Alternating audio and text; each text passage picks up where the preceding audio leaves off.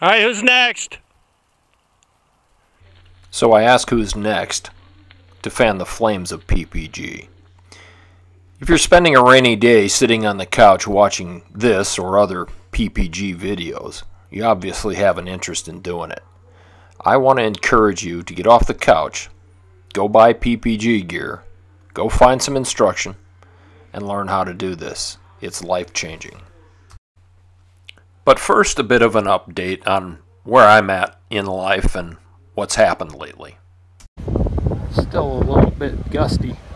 The winds are about, I don't know, 12 or 15, gusting to about 18. And every now and then we get a real cold, strong gust. Aside from wings over winter, I have found it very difficult to find a whole lot of flyable weather lately. It's raining today, and it looks like a couple more days of rain to come. So I've kind of refocused my efforts. I'm going to try to attempt to build a second Paramotor system. This is a rolling machine that I'm putting together so that I can make the hoop frame and bend up the tubing and make the radiuses that I need to. I am fortunate in that I own or have access to most of the machinery I need or will need to have access to be able to complete the project. And I have a little bit of a background in metal and machinery operations. This project will draw heavily on inspiration from other guys that are currently building or involved in building their own paramotors. This is not going to be a machine for production. This is just simply so I have a hot spare or an extra to loan out to buddies that may visit with a wing only.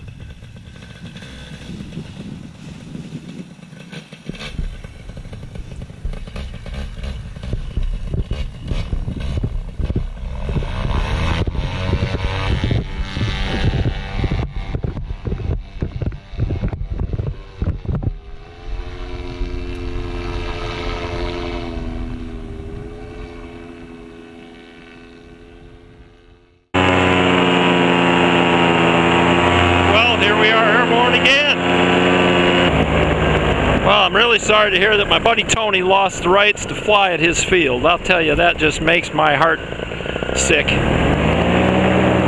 It's a catch-22. You know, we all love flying with other people.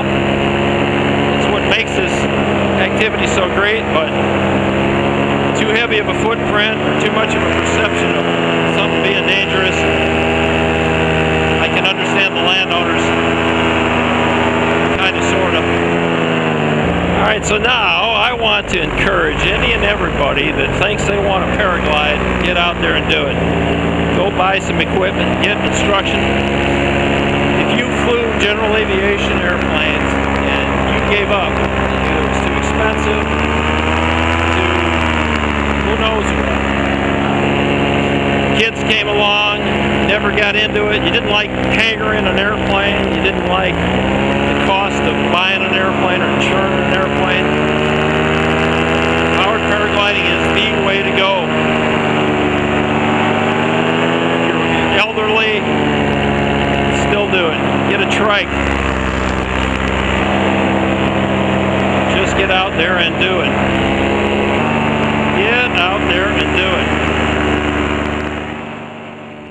If you spend much of any time at all following PPG social media, be it Facebook or some of the posts and comments that get posted on people's YouTube channels, you'll find a couple recurring issues that are basically stumbling blocks for people that want to enter PPG. First and foremost seems to be that most instructors aren't going to help you source equipment if your intention is to train alone or to spend some time kiting before your training actually starts. Well, there's some validity to their argument. They don't want you to learn and deeply ingrain quote-unquote bad habits. I think to expand the honesty of that, however, requires a discussion about just how much there is to learn, particularly for, like I keep coming back to, that transitioning general aviation pilot. Once he gets a good handle on kiting and ground operations with his paraglider, really, what else is there to learn? He already has a good, solid understanding of airspace and aerodynamics and weather. And although there are finer points that can be significantly different in all 3 or 4 of those areas with regard to paragliding and powered paragliding, the basic concepts are pretty solid, and they're taught very well in most established curriculums that are available for private pilot training. The other argument that's quite frequently made is, you can't possibly know what you don't know. In other words, that there's something lurking out there that you weren't taught, that you didn't learn from an instructor, and it's a flaw in your safety while you're out there paragliding. A monster under the bed vulnerability just waiting to bite you and smash you out of the air. It sells a lot of training courses, and it sells a lot of gear, especially from the fear mongers that rely on this tactic to make their sales. Well, I argue with a good curriculum, you can know what you don't know. Go through the curriculum. You know, it's interesting, in all of the experience that I've gained in doing this, which isn't a whole lot. I mean, there are guys out there that have 3,000 and 4,000 hours of PPG flying experience. I'm nowhere near a drop in the bucket of their level of experience. But when I would come up against that you can't know what you don't know discussion, very few people ever said, hey, are you aware of this, and give me any specific examples. They would leave it hanging as if it was this nagging question about safety. So here's a couple of the things as an example that may help you out if you're considering doing this, or maybe if you're already en route to teaching yourself, or you'll be starting training soon. Consider these things. Number 1, motor safety. Either start it on your back or on a rack. Somewhere where it's secured, it can't come loose. It's not going to race to high RPM and mow you down. Don't get hurt by your motor. Number 2, don't let go of your brake toggles without stowing them on either the magnets or the clips on your risers. They can become entangled in your propeller. They can be hard to fish out or secure after they're flopping in the slipstream or the breeze, and they can become an entanglement problem. Hands down, the biggest problem is interference with your propeller, where a propeller can wind up a brake line and pull the whole wing out of the air. Nobody told me that. I had to see it happen on a video or two before I realized, oh, that's a bad idea. Number 3, don't make round spirals. If you find that you're high and you need to dissipate altitude, or you want to dissipate altitude, or you just want to make a bunch of circular turns, don't bank the glider into a uniform bank angle at a steep angle and hold it there. That's a round spiral. G-forces can build. The high edge of the wing can actually tuck down under the horizon and cause you to now be flying in a G-force held turn around the wing. It's just a bad idea. Approach the deep and steep with asymmetry. Pull into a deep maneuver and then back out of a deep maneuver. I personally have concerns about my G tolerance limits at my age and given my health history, so I don't do a lot of steep maneuvers. But when I do, and when I make turns, it's usually into a steep turn and then back out of a steep turn. And if I still want to continue the turn, I can go back into it and oscillate in and out of that turn without making it one set bank angle for a long, prolonged period of time.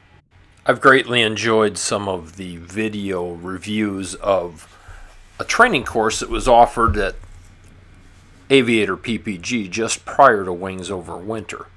Weather shut it down and they ended up doing most of the training during Wings Over Winter, but it was conducted by Chris Santacroce, and it was a motor SIV class. Had I known that the weather was going to be a factor, I would have definitely signed up for the course, but I couldn't guarantee that I could arrive during the days that they were initially planning on doing the training. So I didn't sign up for it. I kind of regret not having done it, but I have picked up quite a few things and learned a bit from watching the guys that did actually go through the training. Well, that's about it for my update, at least until we get some better weather. But I want to reiterate one thing, very, very much so.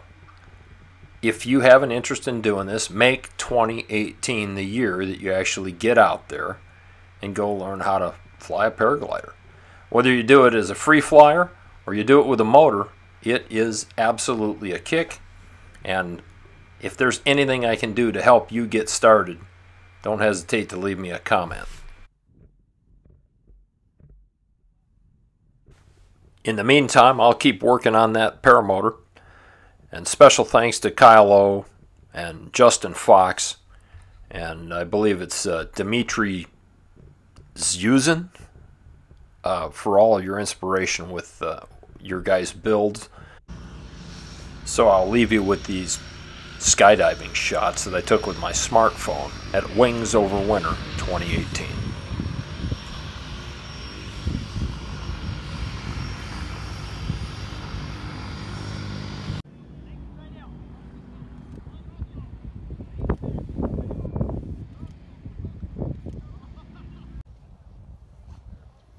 And I'm